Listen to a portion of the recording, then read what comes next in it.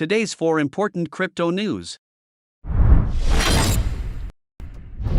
Mark Zuckerberg launches Meta Pay, the digital wallet for the Metaverse. Meta has rebranded its Facebook Pay digital wallet as Meta Pay, calling the change the first step toward the company creating a wallet for its version of the Metaverse. The wallet will be used for Meta's Metaverse platform. Users will be able to securely manage your identity, what you own, and how you pay. It will still allow users to transact on Facebook, Instagram, WhatsApp, Messenger, and other supported platforms. Meta CEO Mark Zuckerberg published a post on Facebook saying that Meta Pay would replace Facebook Pay and have additional features. Solana Labs is building a Web3 mobile phone. Solana Network is getting its own mobile phone, Saga, and Android handset by the blockchain's key stakeholder Solana Labs.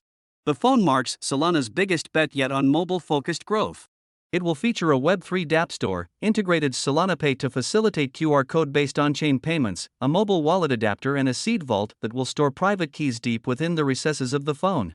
The upcoming device, a modified handset with specialty crypto wallet functions and the Solana Mobile Stack software development kit for Web3 programs, was announced Thursday in a New York City event.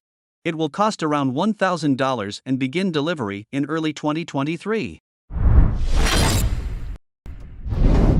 Binance announces exclusive NFT partnership with football star Cristiano Ronaldo. Binance, the world's largest cryptocurrency exchange, announced in a press release on Thursday that it has signed a multi-year NFT partnership with Portuguese footballer Cristiano Ronaldo. Through the partnership, Binance will launch a global campaign aiming to give Ronaldo's fans an introduction to Web3 with a compelling entry point into the world of NFTs.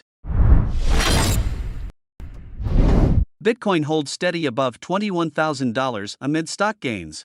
Bitcoin is up about 22% since Saturday's low of $17,593, hovering around the $21,500 price level.